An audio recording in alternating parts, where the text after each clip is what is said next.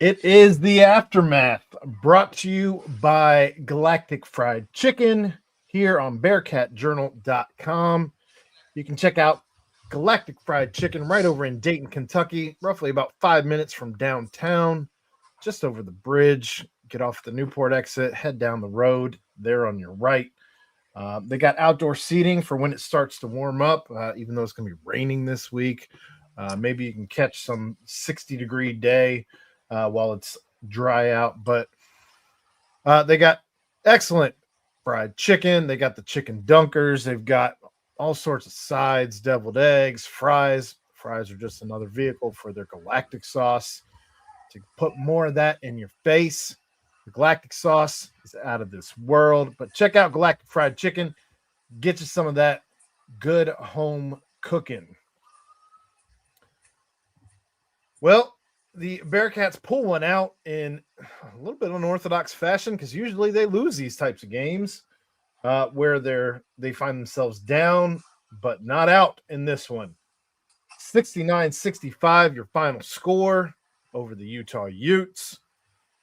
And Chad is out, but Keegan is in. It was a weird game. Turns out that sounds like everybody's sick. Jizzle had 102-degree fever yesterday. He has a dreadful game, but at least he didn't shoot too much, knowing he was not 100%. You get a double-double from Mustafa Cham. Is that his first? It's definitely his first in conference play. I don't know if it's his first this season. Day leading all scorers with 16. You got 4 Bearcats in double digits. Baba Miller, not a great game, but enough for 13-7, although he does get teed up, and it almost seemed like a turning point when he got that technical. But again, the Bearcats were able to pull it out. Keyshawn Tillery in double digits, though, off the bench. And you were boots on the ground, Keegan. You listened to Wes on the radio. You did the presser with Wes and Mustafa Cham and Keyshawn Tillery. What'd you see today? That was Sham's third double-double of the season. He had 2 early in the non-conference. First in Big 12. Yeah. I think what I saw today, and I asked Wes about this, is it's a team that has turned some kind of corner in the past 3 games, 2 weeks, you could say. Not to the point where I think that they're going to rattle off wins over Kansas and Texas Tech and BYU or anything of that nature. But it's a team that when they're in a game they can and should win, it's looking like they're trending towards being able to just win those games, which has been a struggle for this team the majority of the season. Because you had the 2 games against UCF and Kansas State where your offense is borderline elite. Like you're making threes at a really, really high clip. You're converting on offense, you're not turning it over, and you're playing good defense. And then you get this game where it's gross. And you get down 65-60, and there was not a single person in this arena that thought that they were going to win that game because of just how the season has gone. And it's just, okay, well, now here's a loss. And you're going to lose to a Utah team who hasn't won a conference road game since January 15th, 2025. And it's just another low point of the season. And then you get a couple stops and you turn around and you score. And you, especially another thing that you haven't seen is making free throws to win games. So I think there was a lot of positives, and it's a sign that they are progressing and they have a different mindset and a different confidence to be able to have the adversity that they had and actually respond and win. Because I can't remember a game where Iowa State, you could say they did, but I can't remember another game where they faced that much of adversity late and were actually able to pull it out. Yeah, it's been like I said. I mean, this was a game that we have not seen Cincinnati go ahead and take care of business when down in the final minutes of a game and do what it takes to get over the hump and come back and win. You mentioned the free throws. Cincinnati 17 of 22 from the free throw line. Day 5 of 5, Mustafa 5 of 7. But that's what's been so frustrating about, especially in the conference slate, is that you didn't even give yourself an opportunity more often than not to get to the line, to elevate yourself into some of those higher double-digit numbers, like the higher teens, instead of just 12, 11. And that's where they were able to do some of those things today. Day getting to the line 5 times. You mentioned it last time you were here. I've mentioned it on every show I've been on, I think, since we talked, giving you credit, of course. But 13 of 13, or he had 13 free throws on the since Big 12 play started. Now he's got 18 in 14 games. So that's an improvement, but it's still nowhere near enough when he goes 5 of 5 today. You need that. That is a weapon that you've simply just not used. He goes 5 for 5 and they win by 4. Ta-da! And then like his play where he dove on the ground, basically diving into that Utah player, going for a loose ball, and then Jizzle recovers it, and like that's the Day Thomas that everyone's seen and has loved watching. And then the first play where go ahead. They did turn it over right after that, but well, of course, it's a momentum thing. They're battling for scraps out here, Aaron. You can't be too greedy. The first play of the game where they run the tip play, which I don't know how, if you're an opposing team, you let that happen. And when that happened, Alex Jensen, Utah's head coach, just like looked at his bench for 10 seconds and didn't even say anything. It's kind of we've talked about this ad nauseum for like the last 4 days that they were going to do that. And yeah, it's just proof that let your creatives run wild. Let them basically show the drawing up of all the plays, and it's not really going to have an impact. So good for them to be able to do that. But it's those small plays it either turns into a basket or it flips momentum. That is such a difference. And like just getting a stop late was such a difference in momentum to be able to pull out the win. Yeah, because let's be honest, if you lose this game, any chance, granted it's a snowball's chance in hell, but any chance that you have of making the tournament is over today if you lose this game. And it was a game that you needed. You mentioned it. You fought through adversity. You have guys that have been plagued this week with sickness, illness. You've got injuries all over the place.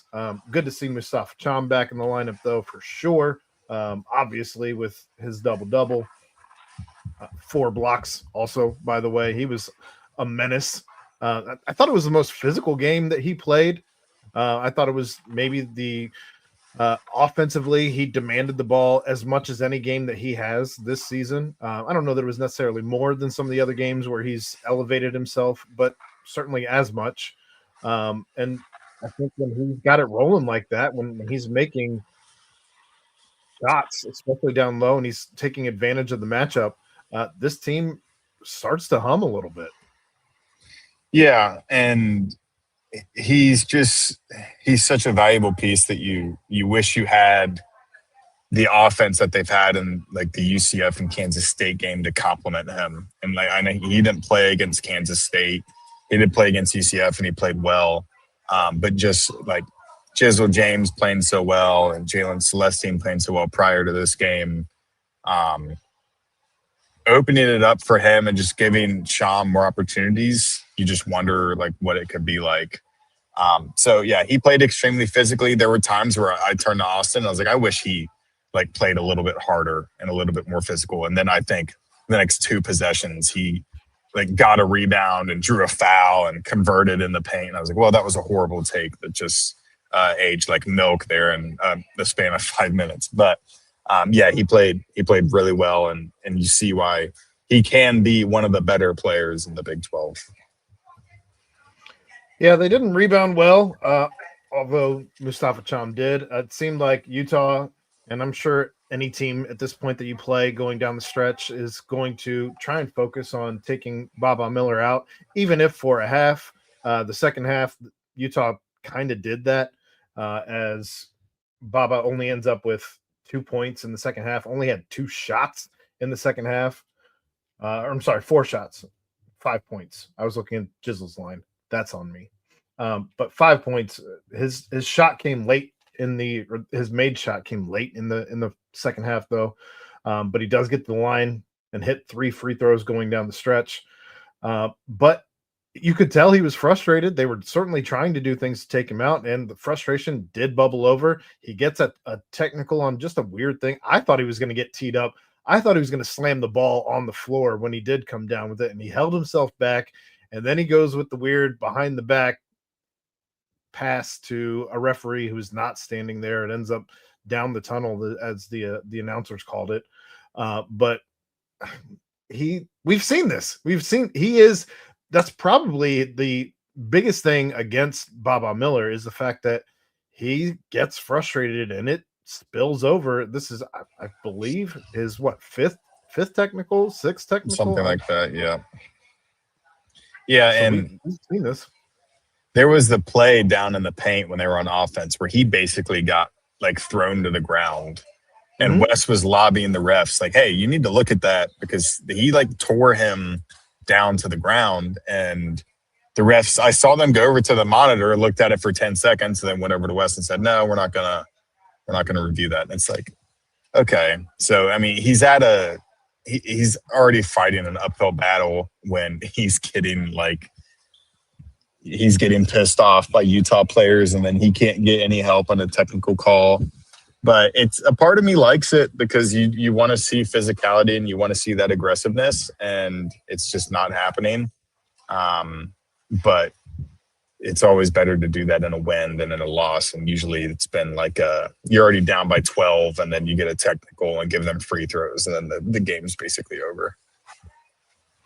Yeah, they took care of the ball today, though. Only 6 turnovers.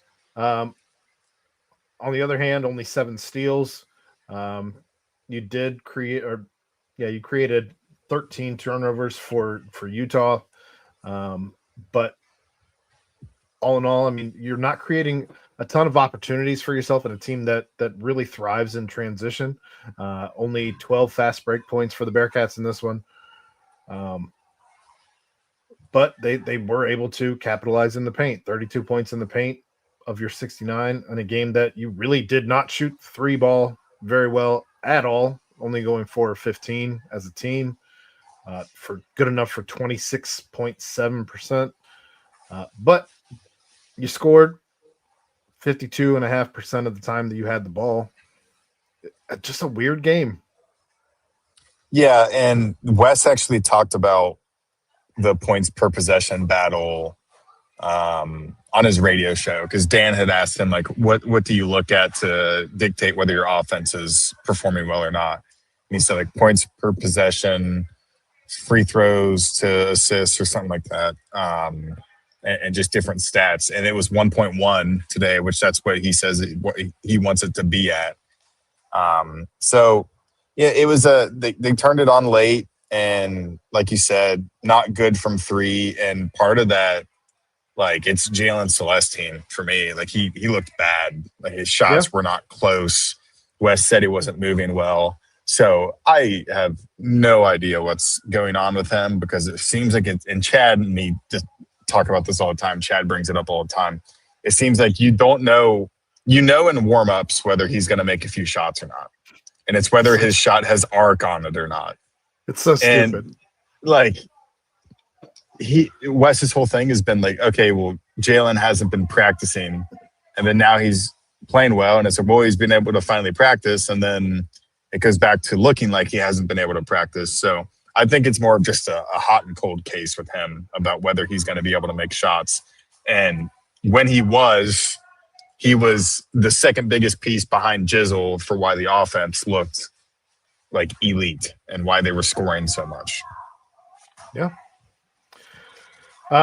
You mentioned Jalen Celestine. He gets 34 minutes in this one. That comes at the cost of Buck Harris, as he only gets 6 minutes in this one. That's certainly the least amount of minutes he has had where he's not had to be taken out of the game due to injury. It was mentioned in the post game. Doesn't sound like it was an illness. It sounds like it was a coach's decision. I find that intriguing, as he's a guy who's played a lion's share of minutes in games up to this point. Yeah, maybe it's a thing where Wes just wants to go with Keyshawn and say, hey, let's see if Keyshawn can get a little hot offensively, and it looks like he's playing better defense than when he has the majority of the season. But it's also like Utah's not that good offensively.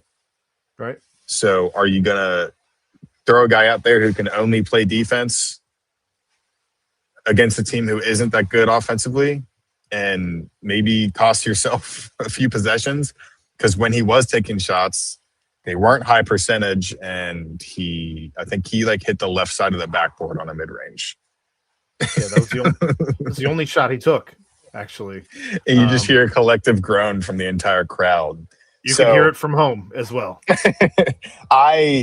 I'm totally for giving Keyshawn some run. He had those 2 threes. The second one was almost from the logo. It was so deep. So I don't disagree with that decision, especially because they won. If they'd lost, maybe it's a little different.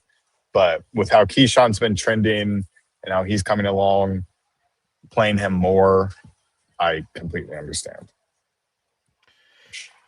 Yeah, it'll be interesting to see if this is something that continues down the stretch, or if this was just a one-off due to Utah, and the fact that you're guys that are generally offensively gifted. Jizzle James, Jalen Celestine were not quite themselves that we've gotten used to over the course of the last several games, having 9 points collectively between the two of them on a 3 of 10 shooting between the two of them. So somebody had to step up tonight. It was Keyshawn Tillery, which we've seen glimpses of it. He seemed a little off the last couple of games. Good to see him back on. Not sure what was going on with him, but glad that he was a big reason that they were able to get the win in this one. Yeah, huge. And among like everything, he just brings a spark. Like he plays super, super hard. So like just the prospects of him being a true freshman and actually having the opportunity to make some big plays and score, it's going to bring some excitement to the rotation. It's going to bring some excitement to the fans. So I would like to see him out there even more. Maybe it's just a thing where this was the final straw of, we're just going to go with Keyshawn over Buck the rest of the way. Maybe it's a thing where you just play the matchups. But he's going to be really challenged these next few games because what do they have? Kansas and then Kansas, Tech, and then Oklahoma State, and then BYU. So you're going to find out what kind of player he is in those games and if he can keep up. But if he doesn't, you've got Sincere Harris, who's played a lot of high-level basketball, who can come in and get a stop. You mentioned earlier assists. Of the 24 made shots, Cincinnati had 14 assists. I didn't think yes, they took care of the ball well. You only had 6 turnovers. But I didn't think they passed the ball particularly well today. It didn't look like the ball was popping very well like it has in the 90-point games that we've witnessed the last 2 games. Everything just looked, I don't want to say lethargic, but it looked slow. It looked off balance. It looked like you saved some turnovers because you had guys who just read a pass that was sailing on you. But none of it looked clean and crisp like we've seen. Yeah, I mean, when your best passer is playing with like 102-degree fever, or at least he was at practice yesterday, and Jizzle James, that'll happen. So that's just been a constant thing like the last 3 years. Like the easy passes, the outlet passes, just you're feeding to open guys. It's always been off just at least a little bit, and it impacts your ability to make shots because it throws you out of your rhythm. So that's been a pretty consistent thing, and it's probably a big reason why this team has never been able to really get to that point. But it's also like half the offensive possessions are just someone at the top of the key, and then they drive in, and then there's no room, so then they have to throw a hospital pass basically to just hope someone catches it, and then you're not putting them in a good position. So I could go on and on about that, but yeah, I saw that too, and they were able to get away with some of it because you're playing the worst team in the Big 12. After playing the second worst team in the Big 12. Yeah. Who didn't have names on their jerseys yesterday. It's a good week to have a week off, as you do have some very big games looming. Sounds like we've been. I know everyone has been asking all season long for a Jalen Haynes update. We finally have a Jalen Haynes update. He is practicing. He's doing a little bit of up and down court. He's doing mostly, at least what it sounds like, mostly half court. But he is back practicing. But no is the answer. We will not be seeing Jalen Haynes this season, as why would you? You have, I think, 5 games left in conference plus a conference tournament game, or however many it is that you give yourself. And then if there's postseason play, and I'll just leave that there. But I don't know why in his last year of eligibility at this point you would even attempt to come back, because as soon as you check in, that's it. There is no more. Yeah, and I think it would do a disservice to him to send him out there and play. Like, it's not a guarantee that he gets some sort of waiver, but I think like he has a decent chance to get one to come back next year, just based off like he didn't play in a game this year. I mean, Connor Hickman almost got one, and I think they're appealing it, so he might still come back. So we'll see. He was going for a waiver based off what happened at UC, wasn't he?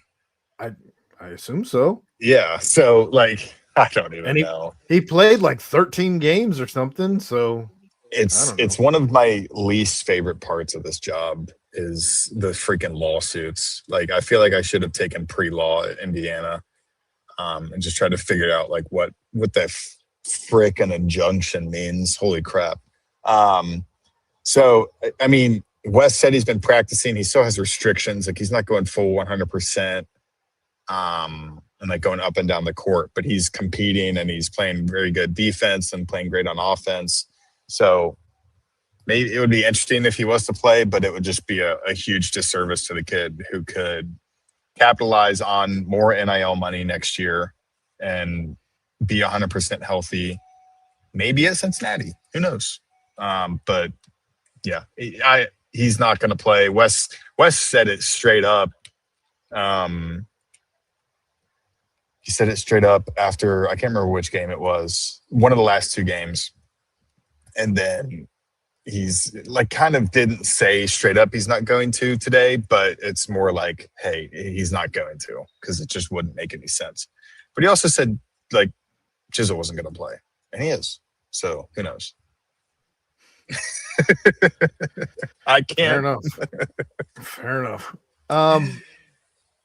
Days like today, as you look back at the record, at where things currently stand, you can't help but be frustrated at where things might have been if you were able to get 1 or even 2 of those games against West Virginia, as you currently sit at 6 and 7 in conference. That would put you at 7 and 6 or 8 and 5 right now going into this last stretch here. Makes you upset that you weren't able to get that one against Arizona State. Just a season that you get a win, and it almost makes you feel a little bit disappointed because of where you just weren't able to do things like this and get over the hump and figure out how to close out games. It's the story of the first 3 years in the Big 12. Because you even look at last year, lose 54-49 versus Kansas State at home. And then you lose at Oklahoma State 78-67. Earlier in the year, you lost at West Virginia 62-59. Horrible game. I remember that one. And you lose 63-50 to West Virginia. You lose at Utah. Like, it's the games that they should win but don't is what's like killing them. And then you go to the year before that. I remember this one because that was one of the most contentious press conferences ever after they lost that. I can't remember which one it was. Remember when they lost it in overtime at Oklahoma, 74-71? Yeah. That was there's some people that's been around this program for a long time that called that one of the most disgusting games they've ever covered or seen in like their 15-year career. So like, and then of course, like they lost to Oklahoma State at home. You lose at TCU in 23-24. And then you rattle off 3 straight, West Virginia, Kansas in the Big 12 tournament, just to lose to Baylor in the Big 12 tournament and end your season. When it's like, if you win that game, stuff gets interesting. So yeah, it's it also just speaks to like how quickly a season can turn, because like if they had those 2 extra wins, they would probably be like on the bubble. 2 or 3 extra wins that they very easily could have had based on the talent of this team. But yeah, it's just brutal. It's very, very brutal. Yeah, like I said, wins like this make it frustrating because you just wonder what might have been. Yeah. But yep. Anything else on this game or anything coming up before we move into the player breakdown? Nope, let's get into it. All right, let's start off at the top. Day Thomas, 16 points, 5 of 14 from the field, 1 of 5 from 3, 5 of 5 from the line, 2 assists, 1 foul, 3 turnovers, 2 blocks, a steal, 34 minutes played, plus 10, tied to lead all Bearcats. Yeah, I just don't get the offensive plan for him sometimes. Like his first year, he was getting to the hoop a lot and he was good at it. And then now it's like if he has a lane and there's only one guy in between him and the basket, he's stopping and either doing a floater or he's doing like a fadeaway mid-range. And he's gotten to the point where he's pretty good at it, but it's just not as a high percentage shot of getting to the rim and to draw a foul, get your 90% free throw shooter to the line. So, I mean, he had 16 on 5 for 14, but I just feel like the free throws could be like 9 of 10. Like how it could very, very easily be 9 of 10. And I mentioned it before, but the play where he dives for that ball at half court and pokes it away, Jizzle gets it for a timeout.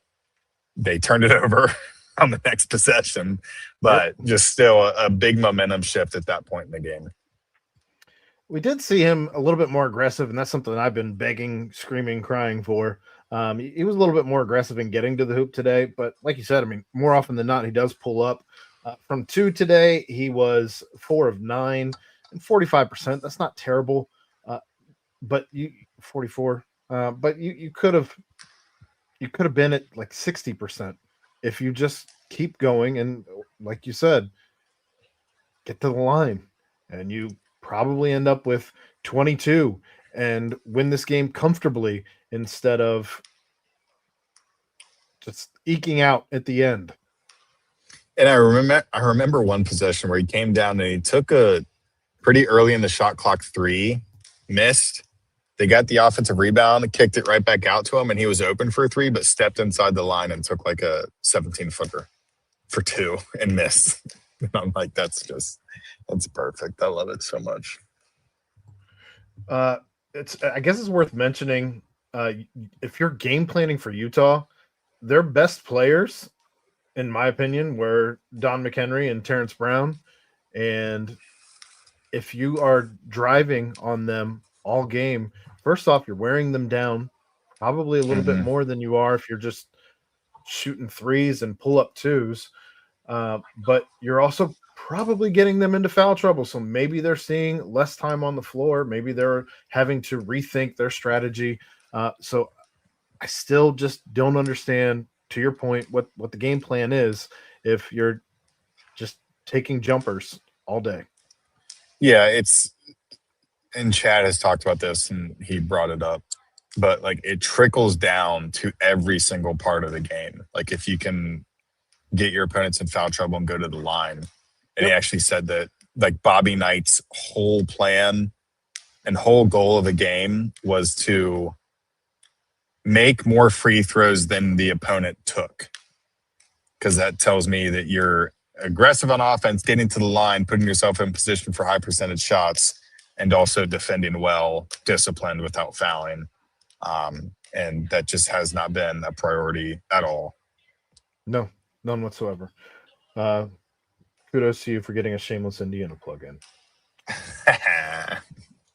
We'll keep it moving, though. Mustafa Cham, definitely a great game by him today. 15 points, 5 of 9 from the field, 5 of 7 from the line, 2 offensive, 8 defensive, giving him 10 rebounds, putting him in the score box for a double-double. 2 fouls, 1 turnover, 4 blocks, 1 steal, 25 minutes played, plus or minus of 0. Yeah, and like this is the Mustafa Cham that everyone has wanted to see the entire year. I think you can't really ask for much more from him from an offensive standpoint based off what he's trying to do. Like the mid-range finishing over top of the opponent, the hook that he has. I like to see him backing down players more often like he was today. Like that was good. But it's the rebounding and the block shots because he was one of the best shot blockers in the Big 12 last year. And I feel like you just haven't seen it in the volume that you want to see. But he had 4 today and then obviously third double-double of the season with 10 rebounds. So playing physical, also having success in the offensive end. It was one of his better games of the season. Yeah, those 4 blocks give him 43 on the season. He was averaging 1.5 coming into this game. I'm not sure what that brings the average to. Of course, it does bring it up, but not enough worth mentioning. So, yeah, good to see him with that, but I don't know that he's going to be in line for that leading shot blocker in the Big 12 this season. So, in any case, like to see the aggressiveness and getting rebounds today. That's we've talked all season about. He needs to get more than 4 or 5, as you are the tallest man out there almost always. So he even had one where he went up and got it one-handed and slammed it back into the other hand, just kind of making his presence known. So stuff like that can be intimidating. People don't want to mess with the guy who's out here just making a bunch of noise. So good on you. Baba Miller, though, 13 points, 5 of 10 from the field, 0 for 2 from 3, 3 of 4 from the line, 2 offensive, 5 defensive, giving him 7 rebounds, 4 assists, 3 fouls, including that technical after what probably wasn't a foul, but still can't anyway. 2 steals, 34 minutes played, plus 10, tied with Day to lead all Bearcats. When he had the ball with under a minute left, he had a little bit of room from 3. I just like grabbed Austin's shoulder and I was like, do it. It's like pull up from 3 when you're down. I think it was 1 or 2. But he did what he's had a lot of success doing, which is like working it down low, drawing contact. And usually he just makes those, but today he got to the line and he converted at the line. It's just such a game they've always lost because they don't make those free throws. Like he that's also found a way in the last 2 minutes. He also found a way to go and dunk and get the crowd back into it. Yeah, and you take the lead with that dunk, I believe, or at least get within. Maybe that was you took the lead. One. Yeah, no, yeah, and that was like that play was, I think it was Jizzle to Jalen to Baba for basically the win. And it's like maybe the 2 worst performing players of the day that were on the court consistently in Jizzle and Jalen. So credit to them for staying in it and not letting their struggles like get them down and impact their how locked in they were, just how ready they were to make that play at the end of the game. Because I mean, you have to have a lot of talent and you have to be completely locked in to see Baba down low there and see him driving, especially in such a tense spot like that. He could have just said, oh, I'm open for mid-range, pulled up, or just go to the rim kind of thing. and miss a bad shot, which you've seen them do multiple times this season. Yep. So it was interesting to see him struggle both mentally and actually with his numbers today. But again, this team goes as he goes, and he gets his mind right by the end of the game and wills this team over the finish line. Certainly not single handedly, but a main contributor in what got them there. So big finish for Baba. 10 points for Keyshawn Tillery. Keyshawn in double digits off the bench, 3 of 4 from the field, 2 for 2 from 3, 2 for 2 from the line, 1 rebound, defensive, 3 assists, a foul, a turnover, 2 steals, 18 minutes played, -3 for Keyshawn. I really, really like watching this kid play, and I really, really hope he's in a Cincinnati uniform next season. I think whether it ends up being Wes, which I wouldn't expect, whether it ends up being someone else, I think whoever the coach is next year needs to prioritize bringing this kid back just because of how he's competing on offense and on defense. And everyone has seen that clip of Mick when he was here in one of the last 2 or 3 years talking about recruiting and how they don't often get 5 stars, but he just wants to recruit guys that impact winning. And I feel like Keyshawn Tillery, Tyler McKinley, those guys are the guys that impact winning. They might not average 22 points and 6 assists and shoot 45% from 3, but they're going to make those big plays that impact your ability to win games, and just it's the difference in those 1-score games. And he had that, I think it was in the first half, played really, really good defense on Terrence Brown and forced a turnover, gets the ball back, draws a foul, and then makes 2 free throws, in the span of 30 seconds. And that's just the small stuff that he's brought to the court, and he brings a huge spark. So I've really enjoyed seeing the increased run that he's been getting in the past 2-3 weeks. You talk about a guy. We talked about guards needing to get free throws, and Keyshawn Tillery is certainly not afraid to put his head down, get to the rim. His 3-point game, I feel like, has come a long way since the beginning of the season, where he seems much more confident when shooting from 3 at this point. But again, he is if he tries to. I feel like he lowers his head all the time. He will try and drive. If it's not there, he's not afraid to back out and he doesn't just force something. He certainly isn't forcing a whole bunch of fadeaway 2s or pull up 2s or falling away. I feel like he's making more often than not smart decisions out there. He does have some freshman issues where he does turn the ball over, where you're just left wondering, what the hell are you doing, man? But those are far less frequent than the plays where you're like, oh my God.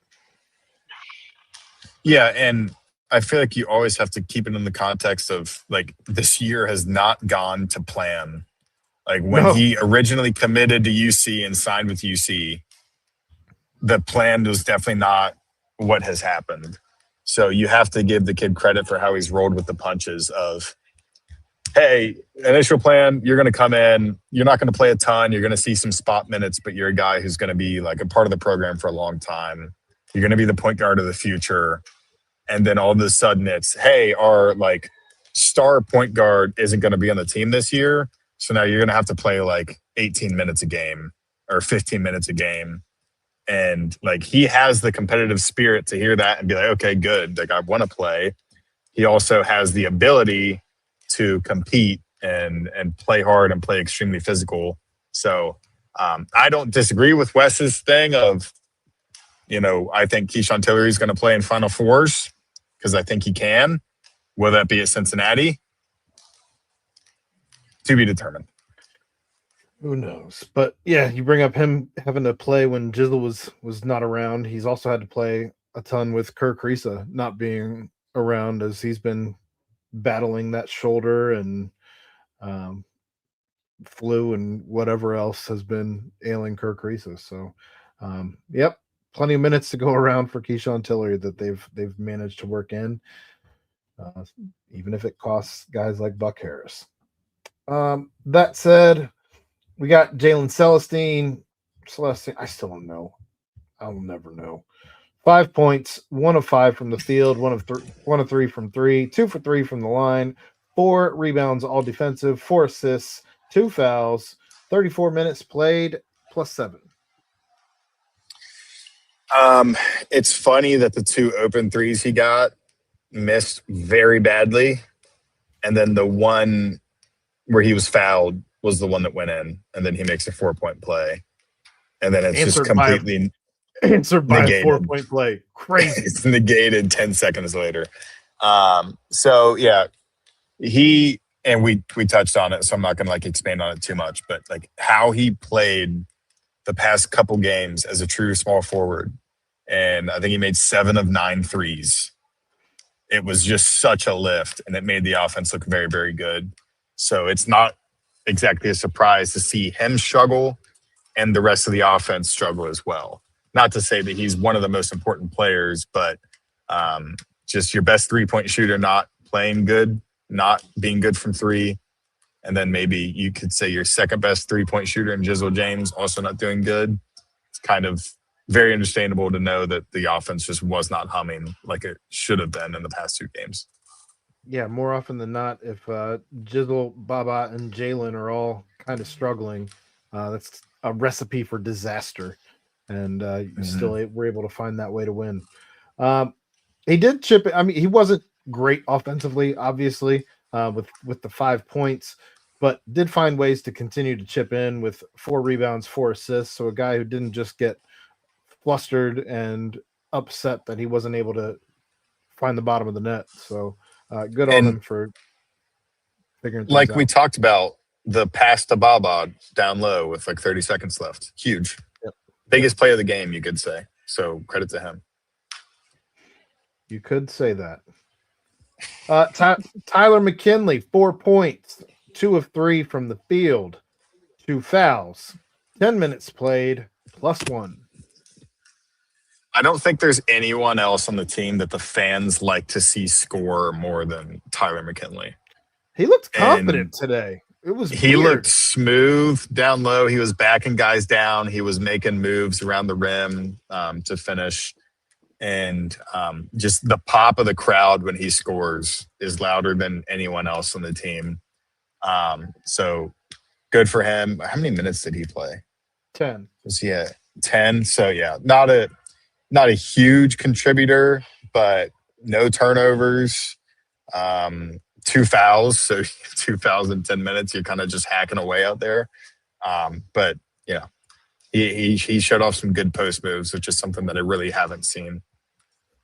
The fouls are the biggest knock on Tyler McKinley. He's got to figure out a way to stay out of foul trouble because, I mean, I don't know that he could have lasted in this game at 28 minutes. If he physically was able to be out there for 28 minutes, 30 minutes, I just don't know that he could be able to not foul enough to get those minutes. So that's certainly an aspect of his game he has to probably hyper focus on in the offseason, just trying to figure out what it is that he's continuing to draw fouls on. But 4 points in his 10 minutes, we'll take it on a day that we had issues. Absolutely. 4 points for Jizzle James, 2 of 5 from the field, 0 for 1 from 3, 0 for 1 from the line, 1 offensive, 1 defensive, giving him 2 rebounds, 1 assist, 2 fouls, a turnover, 29 minutes played, -1 for Jizzle.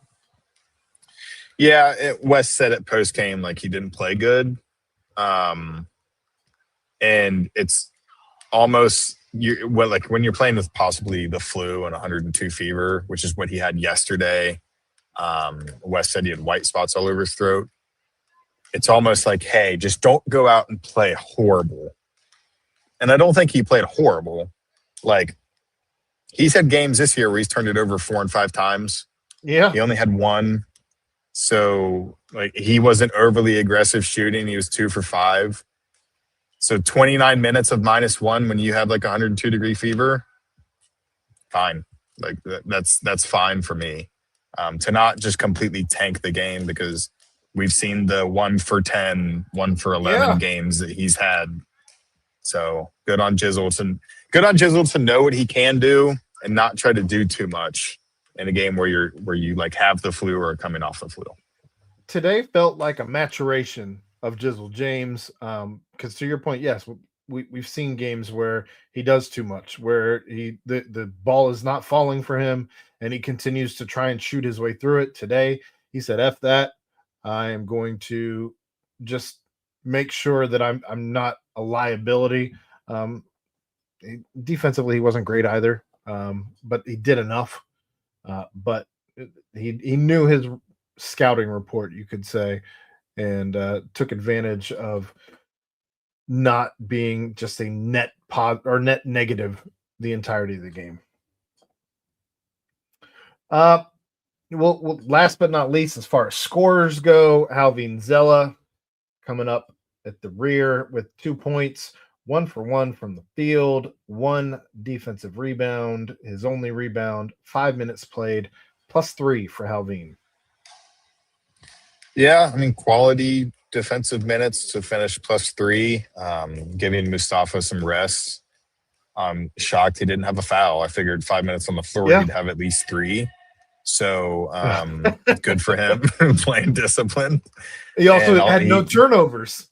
No turnovers, so he was able to get a bucket. So good for him. Yeah, he didn't have any of the high dribbles that traditionally cost him. He went up with it rather quickly. I could that pass that he got for his points. I don't recall who it came from, but it came on like one of the behind the backs, so maybe it was Day. But he just went straight up with it and little layup. I couldn't even believe he had the ball. I had to like double check. But he continues to surprise me. Just I still can't believe this is the same guy we saw last season, giving us quality minutes, not just wondering what are we doing. So. Yeah, if he's playing when Mustafa is active, that means that Coach Miller thinks that he can actually contribute. Because if not, like we've seen that Wes will just go, he will run somebody into the ground in order to not play another person that he doesn't think can help. So fair enough. Credit to him. Speaking of running some guys or some guys that couldn't help today, couple guys with zeros. Buck Harris 0 for 1 from the field, 1 steal, 6 minutes played, -4. And then I guess we can also have the conversation on Jordy Rodriguez 0 for 2 from the field, 0 for 2 from 3, 1 rebound. It was offensive, 5 minutes played, -3. Yeah, I mean, Jordy just continues to like get deflections and like he competes for rebounds. Ultimately, he's going to be judged on whether he's making shots or not, and he hasn't been able to really be consistent at that. But because he's always leaning when he shoots, like just stop it with the like he catches it on the run, and he's usually falling to the side when he's shooting. Just catch it in rhythm and step into it rather than these. They're not circus shots, but they're lower percentage than if you just set and shoot. It's weird. Yeah. So, and then Buck, West said basically coach's decision. I mentioned that it could be a thing of, hey, Utah's not good offensively, so we're not going to play him 25, 30 minutes just to make us worse offensively in order to try to shut down a team who can't really score that well or consistently. So, and maybe it's just giving Keyshawn some run. So, yeah, I don't know if I would expect that to be the case going forward, but that is definitely something to monitor as they get to play Kansas, Texas Tech, and BYU over the next 4 games. For what it's worth, I did notice him not out there. I didn't know that the number his minutes were this low, but I did notice when he was on the bench and the camera would cut to the bench, he certainly did not have the body language of a guy who seemed upset with the coach's decision. He was still rallying behind the comeback. He was still cheering on for everybody. He seemed very vocal. He seemed very enthusiastic, so it didn't seem like a guy who was just hanging his head and feeling sorry for himself or anything like that. And now that you bring that up, I recall Wes like getting Sincere up, and Sincere took off his warm up, had it like off, and then Wes like said, "Oh, never mind," and shoved his chest back to go sit back down, and then picked up Jordy and put Jordy in. And I'm like, that's quite the different substitution. I don't know how you mix those two guys up. You're kind of going for complete opposite outcomes for that, but hey, who knows? Yeah, that's something. That's all the players though today. Anything else you got on this game as you're still at the arena, and anything that you running through your head? No, I mean, we all knew that an under 60% 3-point game was going to come at some point. So we didn't think that was going to continue. Maybe some people did. Maybe Tony Pike did because he thinks that they're just going to make the tournament because they beat Kansas State on the road, but who knows? And then, yeah, I mean, like I said, it's such a different game that they just have not been able to win over the last like 3 years. Because in a game like this, they don't make, what is it, like 80% of their free throws. They're maybe making 12 out of 22, and they're definitely not coming back from down 5 with a minute left. So it's a sign that this team is playing with more confidence, pressure free. Maybe they can pull off one win over the big 3 that they have left in Kansas, Texas Tech, and BYU. Because as we saw in the chat, Richie Saunders tore his ACL last night, so that's one of BYU's best players that won't be available in that game. Well, I mean, he's like 32 and married with like 4 kids, right? I don't know how he's got a few missions under his belt. Just saying. I am making light of a terrible situation, but it sucks that his ACL is done for. But in any case, that's going to wrap things up for us here. Thanks for those of you who joined us in the chat here live. Thanks for those of you who are listening to us on the podcast or on the replay on YouTube or Twitch or wherever it is that you decided to pick us up. But for Keegan Nickoson, I'm Aaron Smith. We'll be back here after the next game on the Aftermath. We'll be back here at some point tonight. Chad and I are doing a nightcap, I think. I don't know. Who knows? But the boys of the BBP will be back tomorrow night at 8:00. But thanks to Galactic Fried Chicken for sponsoring the show. And be sure to check us out on BearcatJournal.com.